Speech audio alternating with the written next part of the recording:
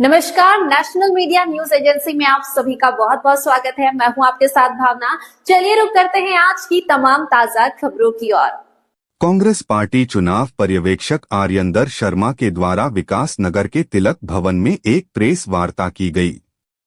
Congress party के चुनावी पर्यवेक्षक आर्यंदर शर्मा के द्वारा तिलक भवन विकास नगर में एक प्रेस वार्ता का आयोजन किया गया, जिसमें कि पूर्व कैबिनेट मंत्री नव प्रभात, कांग्रेस पार्टी के जिला अध्यक्ष संजय किशोर, कांग्रेसी नेता बलजीत सिंह, पीसीसी सदस्य संजय जैन, नगर पालिका विकास नगर के चेयरमैन धीरज बॉबी नौटियाल सहित सैकड़ों कांग्रेसी कार्यकर्ता और नेता इस कार्यक्रम में शामिल हुए। वहीं चुनाव पर्यवेक्षक कांग्रेस पार्टी आर्यंदर शर्मा के द्वारा बताया गया कि 14 तारीख को एक दिल्ली का आयोजन किया जा रहा है, जो कि दिल्ली रामलीला मैदान में जाएगी। वही इस रैली का उद्देश्य वोट चोर छोड़ है। वही आर्यंदर शर्मा के द्वारा प्रेस वार्ता में पूरी जानकारी मीडिया के समक्ष साझा की गई। आइए जानते हैं क्या कहना है चुनावी पर्यवेक्षक आर्यंदर शर्मा का। मैं तो सिर्फ ये कह सकता हूँ कि विकास नगर विशेष फ्लोर था, जिसने सबसे पहले चेतावनी दी थी कि विधानसभा की वोटर लिस्ट में हेराफेरी की जा रही है। हाँ, तब हम अकेले थे, लोगों ने हमारा साथ नहीं दिया, पर धीरे धीरे हरियाणा, महाराष्ट्र, मध्य प्रदेश, बिहार में जब वो चीज़ें बड़े स्तर पर होने लगी तो कांग्रेस पार्टी भी समझ गई है कि जो यहाँ पे लोकतांत्रिक चुनाव हो रहे हैं, लोकतांत्रिक नहीं है, उनको हेरा फेरी करके जीता जा रहा है। और 14 तारीख को इसी विषय में कांग्रेस पार्टी राहुल जी के नेतृत्व में एक बड़ी रैली दिल्ली में कर रही है। आज भाई अरे जी जो आए हैं वो उसी के लिए आपके माध्यम से जनता को आमंत्रित करने के लिए आए हैं, कांग्रेस के कार्यकर्ताओं को आमंत्रित करने के लिए आए हैं। और मुझे पूरा विश्वास है कि हम अच्छी बड़ी संख्या में वहाँ भाग लेंगे। हमने 7 तारीख को कृष्णा देवी में एक कार्यकर्ता बैठक और रखी है, जिसमें आपके कार्यक्रम से पहले रखी थी 14 तारीख की तैयारी करने के लिए।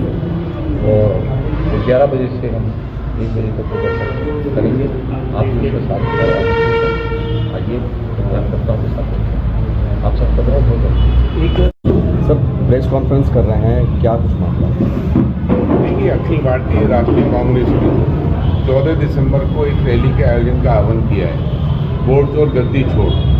पूरे देश से बहुत बड़ी संख्या में लाखों लोग आएंगे रामलीला ग्राउंड में। उसी क्रम में उत्तराखंड कांग्रेस कमेटी ने पूरे उत्तराखंड से, ब्लॉक लेवल, गांव लेवल से बहुत बड़ी संख्या में यहाँ से लोगों का आह्वान किया है।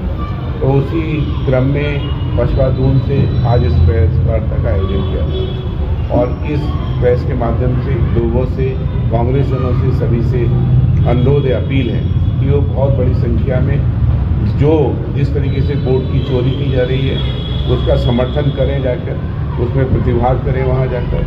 वही हमारा आज का मुख्य बिंदु है कि 14 दिसंबर को बड़ी संख्या में कांग्रेसियन उस रैली में भाग लें। सर, जैसे कि कांग्रेस भ्रष्टाचार का मुद्दा तो उठा रही है, पर देखिए, पूरी जो चारों स्तंभ होते हैं वो सारे कब्जे में कर रखे हैं। कहीं जनता की आवाज़ नहीं सुनी जा रही, किसी कार्यकर्ता की आवाज़ कहाँ जाएंगे। अब नहीं कहना चाहिए, जो स्तंभ होते हैं, चारों स्तंभ, जिस स्तंभ पर न्याय का भरोसा है वो स्तंभ पर आवाज़ नहीं सुनी जा रही है, तो कैसे भ्रष्टाचार बाहर आएगा? आप कांग्रेस की सरकार लाइए, फिर बताएंगे। हम जितने, हमने अभी आपसे कहा है कि जितने निर्माण कार्य हैं उनमें भी जो भी भ्रष्टाचार हुआ है उसकी जांच करेंगे। जिस तरीके से ज़मीनों का अवैध खनन के ऊपर यहाँ पर बहुत बड़ी संख्या में एक्सीडेंट्स हो रहे हैं, उस पर कोई रोकथाम नहीं। नशे के कारोबार, पेडलर्स जिस तरीके से यहाँ पर है जगह जगह, उन पर शासन प्रशासन के साथ जो कार्यकर्ता काम कर रहे हैं उनका मनोबल, उनके लिए सरकार कोई ध्यान नहीं बनाई। उसके लिए भी हमने आह्वान किया है। प्रेस भी एक बहुत बड़ा जिम्मेदार एक अंग है, उसके लिए भी ऐसे लोगों को प्रोत्साहन करना चाहिए। जिस तरीके से नवप्रभात जी नशे के खिलाफ एक अभियान छोड़े हुए हैं, तो समाज के साथ साथ प्रेस को भी उनको अधिक सहयोग करना चाहिए, इसी प्रेस के माध्यम से। सर, लगातार SIR को लेकर वोटर बनते हैं, वोटर संविधान ये भी देता है कि जो व्यक्ति 6 महीने से जहाँ पर है वो वोट का अधिकारी होता है। जब आपने आधार कार्ड दिया, अब आप आधार कार्ड, आपने आधार कार्ड वैलिड नहीं है, इसी आधार पर आपने पहले कितनी बड़ी राजनीति करी कि आज आधार को ही आप सब जगह उसी को मान्यता नहीं दे रहे हैं। तो जो वोटर है, जिस तरीके से पहले भी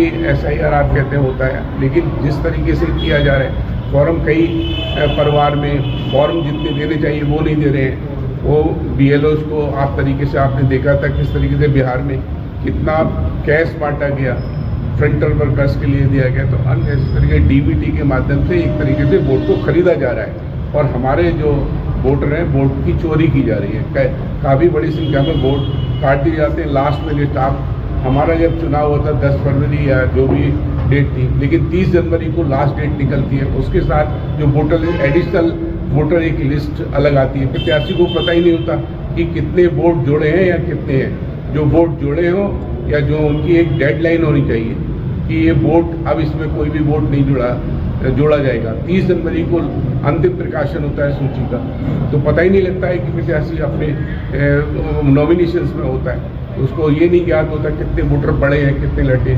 और जब बूथ पर जाइए तो वहाँ एक एडिशनल लिस्ट होती है। तो इस तरीके से वोट की चोरी की जा रही है। सर इससे भी ज़्यादा जो है सुसाइड हो चुके हैं। तो 32 का सुसाइड ऐसे ही हो सकते हैं, अपने आप हो सकता है। अपने आप आज कल ही पेपर में पढ़िए कि उसने कहा कि मुझ पर इतना प्रेशर था कि मैं जो है अपने जो उसका परिवार था, मुश्किल से 30-32 साल उसकी एज नहीं थी और BLO ने सुसाइड किया। उसने अपने सुसाइड नोट पर सारा कुछ विस्तार में लिखा है कि मैं प्रेशर में जो है वो दबाव में आत्महत्या करूँ।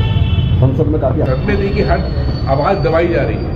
जो विपक्ष की दवा को हर तरीके से जो है डरा धमका, ED, CBI, अन्य जो भी एजेंसियाँ हैं, आज कोई भी कहने को लोकतंत्र में है, लेकिन लोकतंत्र है कहाँ। सब जो है वो तानाशाही सरकार बैठी है। किसी भी स्तर पर जनता की आवाज़ सामने नहीं आ रही।